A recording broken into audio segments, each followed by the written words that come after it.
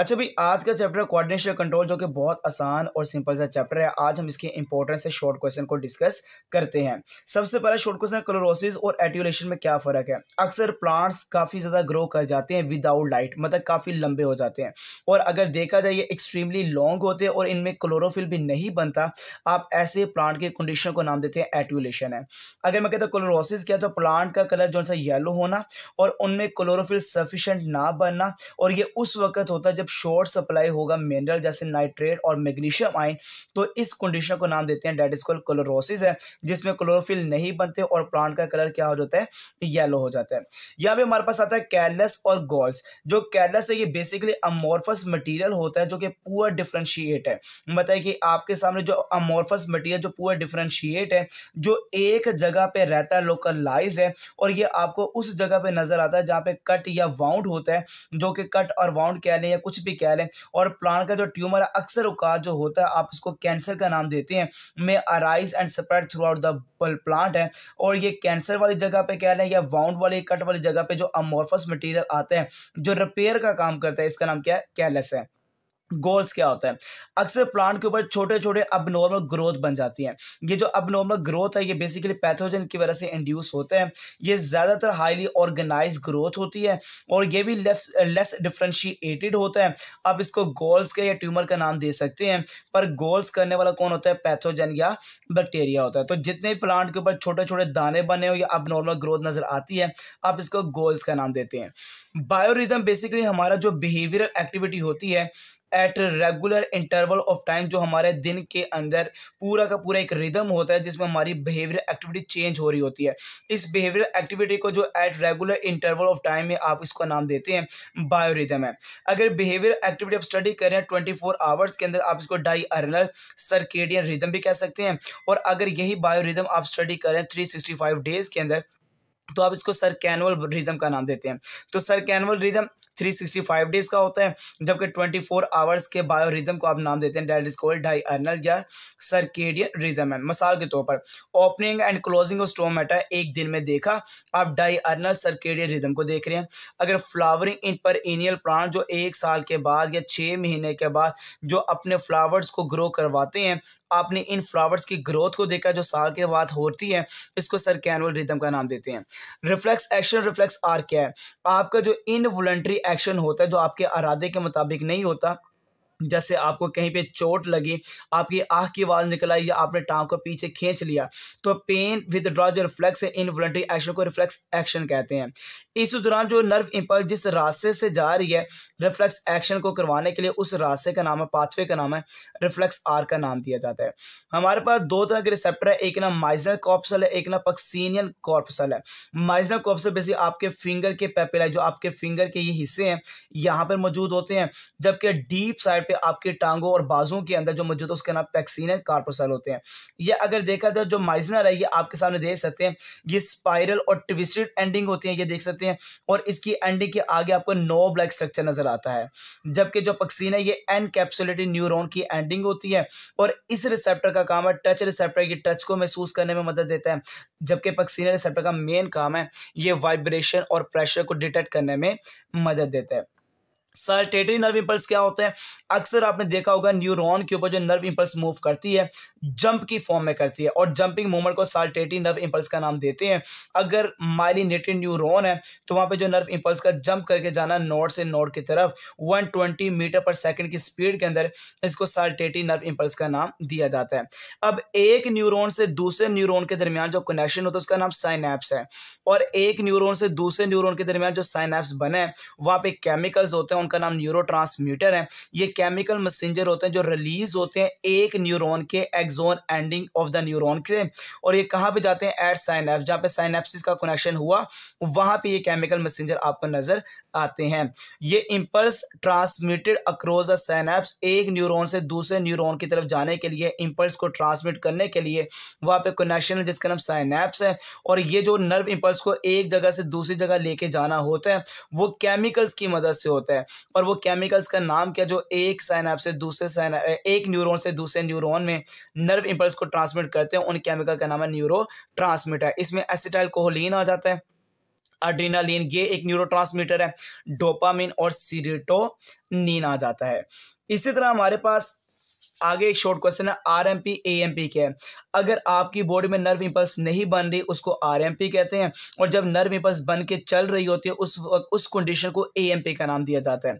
मतलब ये electrical potential जो एग्जिस्ट करता है across the cell membrane of neuron, तो आप इसको नाम देते हैं डेट इज कॉल्ड आरएमपी है।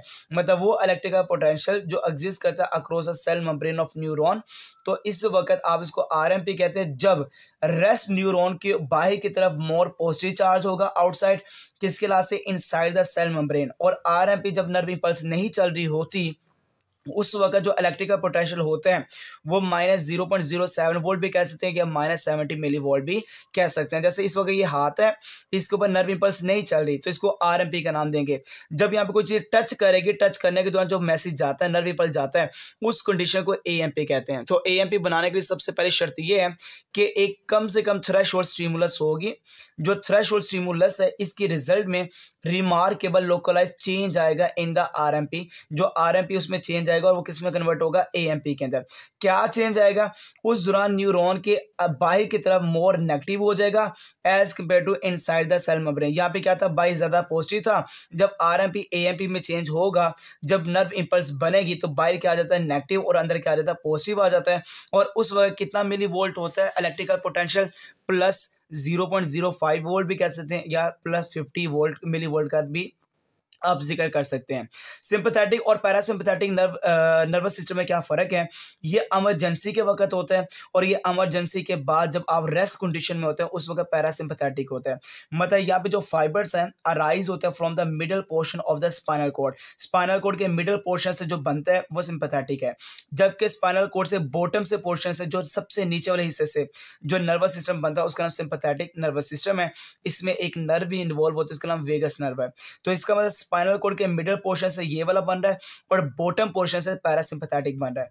ये बेसिकली इमरजेंसी सिचुएशन में काम देते हैं, फाइट या फ्लाइट, लड़े या मरे, इस दौरान ये कंट्रोल कर होता है। जबकि रिलैक्स और रेस्ट सिचुएशन में आपके पास पैरासिम्पैथेटिक नर्वस सिस्टम इन्वॉल्व होता है। जो आप करें इमरजेंसी के वक्त जब आपका हार्ट बीट का एक्सेलरेट होना, डायलेट होना, प्यूपल का, आपकी जो आंखों के सेंटर में प्यूपल है उसका डायलेट होना, आपका भूख का खत्म होना, इस वक्त ये काम कर रहा होता है।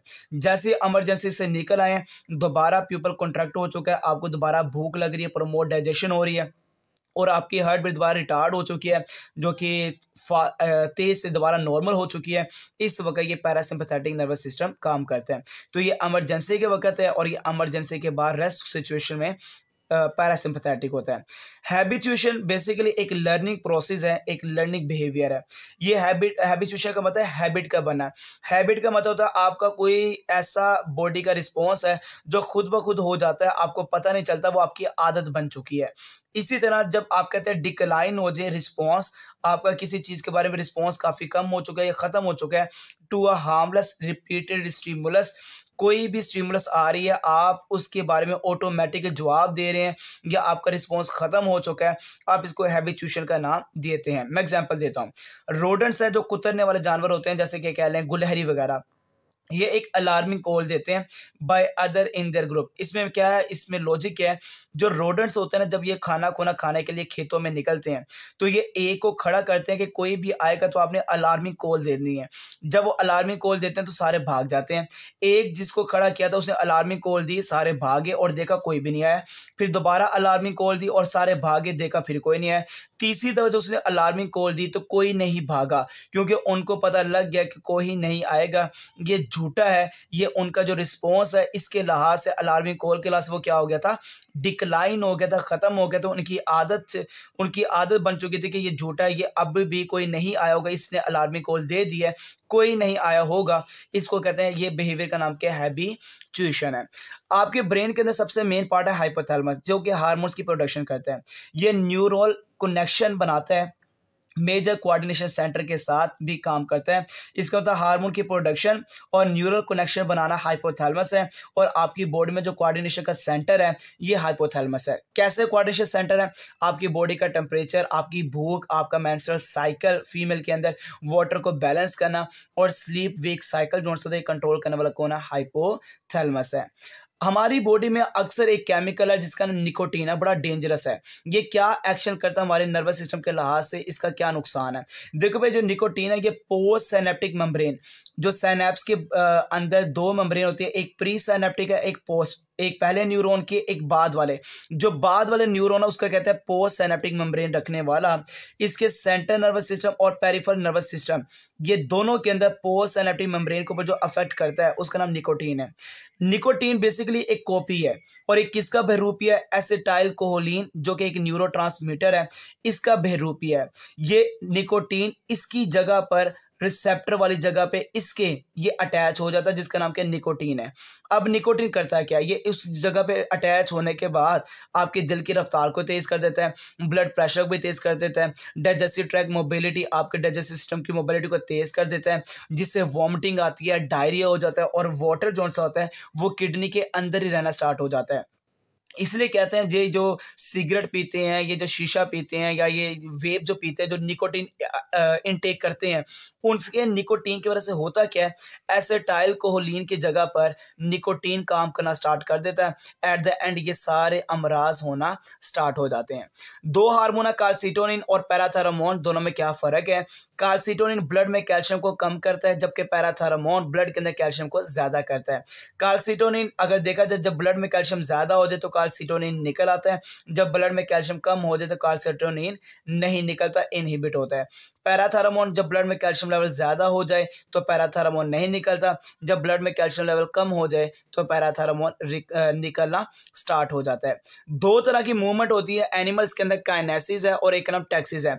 काइनेसिस की आपके सामने देख सकते हैं, रैंडम मूवमेंट को कहते हैं काइनेसिस है, या एक तरफ जाना, डायरेक्ट टूवर्ड जाना या अवे जाना, इसको टैक्सिस कहते हैं। ये विरासत में आती है, बिहेवियर इननेट बिहेवियर विरासत से आया होता है, माँ बाप से आता है, जिसमें ऑर्गेनिज्म चेंज करते हैं अपनी स्पीड को, अपनी रफ्तार को चेंज करते हैं रैंडम मूवमेंट करके, ताकि वो सर्वाइव कर सके इन द एनवायरमेंट्स, को काइनेसिस कहते हैं। जबकि काफ़ी जानदार ऐसे जिनके अंदर इननेट बिहेवियर आ चुके हैं, डायरेक्शनल मूवमेंट करते हैं, और डायरेक्शन मूव अगर टूवर्ड होगी या अवे फ्रॉम द स्टिमुलस होगी, जैसे लाइट है, लाइट की तरफ जाना टूवर्ड है, लाइट से दूर जाना अवे है, ऐसी मूवमेंट को नाम देते हैं, डेट इज कॉल्ड टैक्सीज है।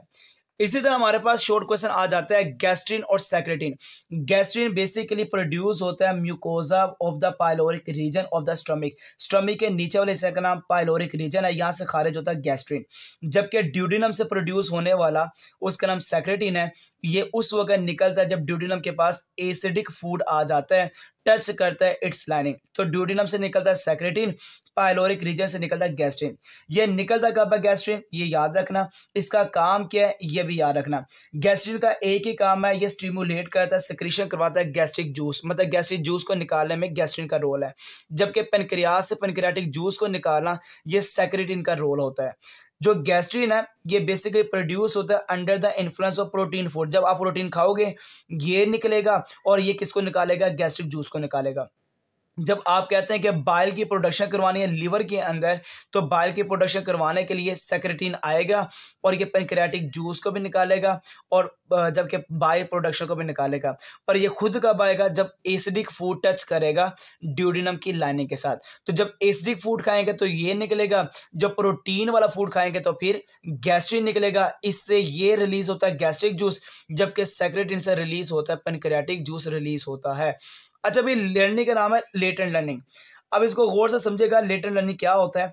ये लर्निंग का जिसका मेन एसोसिएशन है डिफरेंट स्टिमुलाइड विदाउट पेटेंट रिवॉर्ड, बगैर किसी रिवॉर्ड के जो लर्निंग होते हैं उसको लेटेंट लर्निंग का नाम देते हैं। जैसे रैट का खुराक को फाइंड करना, मैं इस जगह पर रैट को रखता हूँ, चूहे को रखता हूँ, और यहाँ पे खुराक रखता हूँ। चूहा इधर उधर घूमेगा करते करते वो इस जगह पे गया, उसको खुराक मिल गई, अब वो खुराक को खा लेगा। अब अगर मैं कहता चूहा जब यहाँ पे गया था, उस वक्त जब इधर उधर घूम रहा था, उस वक्त जो इसकी लर्निंग हो रही थी खाने को मिलने से पहले, खाने को मिलने से पहले वाली जो लर्निंग होती है इसको लेटेंट लर्निंग का नाम देते हैं। मतलब ऐसी लर्निंग जो किसके साथ एसोसिएशन है, डिफरेंट स्टिमुलाइड, जो किसके बगैर है, विदाउट पेटेंट रिवॉर्ड, रिवॉर्ड के पहले कह लें या रिवॉर्ड के बगैर वाली जो लर्निंग होती है उसको लेटेंट लर्निंग नाम देते हैं। जिसमें एग्जांपल किसकी दी है बेटा, रैट की, जो किसको फाइंड कर रहा है बेटा, फूड को फाइंड कर रहा है। फीडबैक मैकेनिज्म क्या होता है, ये भी बेसिकली एक इंटरेक्शन है जिसमें कंट्रोलिंग मैकेनिज्म का नाम दिया जाता है इसको। और ये इंटरेक्शन किसकी वजह से है, ये कौन कंट्रोल करता है, इसको कंट्रोल कौन करता है, ये कंट्रोल होता है by the products of reaction it is controlling. मतलब ये इंटरेक्शन है, और ये किसका इंटरेक्शन है, ये कंट्रोलिंग मैकेनिज्म का इंटरेक्शन है, और ये खुद कंट्रोल होता है प्रोडक्ट ऑफ रिएक्शन। एक चीज बन चुकी है, काफ़ी ज़्यादा बन चुकी है, मेरे बच्चे उस वक़्त ये फीडबैक मैकेनिज़्म उसको निकलने से रोकेगा।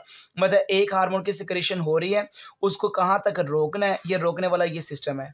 कब तक उसको निकालते रहना है, ये कौन कंट्रोल करेगा, ये फीडबैक मैकेनिज़्म कंट्रोल करेगा। तो फीडबैक मैकेनिज़्म बेसिकली ये कंट्रोलिंग मैकेनिज़्म का इंटरेक्शन है, जो खुद कंट्रोल कैसे होता है प्रोडक्ट ऑफ रिएक्शन से, आप इस कंट्रोलिंग मैकेनिज़्म को नाम देती हैं फीडबैक मैकेनिज़्म है। जैसे मिसाल के तौर पर हाई या लो बॉडी टेम्परेचर है, जब बॉडी टेम्परेचर हाई था तो लो करते करते कब कहाँ तक लो करना है ये कंट्रोल करेगा। अगर बॉडी टेम्परेचर लो है तो कहाँ तक हाई करना, ये बताएगा कि कहाँ तक हाई करना है, ज़्यादा हाई ना हो जाए, ये कंट्रोल करता है फीडबैक मैकेनिज्म। इसकी दो टाइप्स हैं, एक है पॉजिटिव और एक है नेगेटिव फीडबैक मैकेनिज्म है। कीमोरिसेप्टर और मैकेनोरिसेप्टर में क्या फ़र्क है? ऐसा रिसेप्टर जो आपकी बॉडी में smell, taste, blood, carbon dioxide, oxygen, glucose, amino acid और फैटी एसिड को कंट्रोल करता है, डिटेक्ट करता है, इसको कीमोरिसेप्टर कहते हैं, और ये आपके हाइपोथैलेमस के अंदर है। और मैकेनोरिसेप्टर अगर ये आपकी बॉडी में डिटेक्ट करता है, टच, प्रेशर, हेयरिंग को डिटेक्ट करता है, ये मैकेनोरिसेप्टर है। और अगर ये रिसेप्टर को देखा जाए, ये mechanical condition of the body में रिस्पॉन्स को शो करने वाला, जिसका नाम क्या मैकेनो रिसेप्टर होता है। अच्छा भाई, एक हमारे पास शॉर्ट क्वेश्चन आखिरी, नीजल ग्रैन्यूल क्या होता है? न्यूरॉन के पास सेल बॉडी के अंदर राइबोसोम के साथ जुड़े होते हैं, RER मौजूद होते हैं सेल बॉडी ऑफ न्यूरॉन के साथ। जब राइबोसोम के साथ RER अटैच होते हैं, आप इसको नीजल ग्रैन्यूल का नाम देते हैं। और अगर मैं कहता हूँ group of ribosome present in the cell body of neuron, आप इसको नीजल ग्रैन्यूल्स का नाम देते हैं। तो नीजल ग्रैन्यूल्स का मतलब क्या, group of ribosome plus RER, इन सब को एक गुच्छे की फॉर्म में या इकट्ठा जो एसोसिएशन है, आप इसको नाम देते हैं, that is called nasal granules है। जज़ाकल्लाहुल खैर।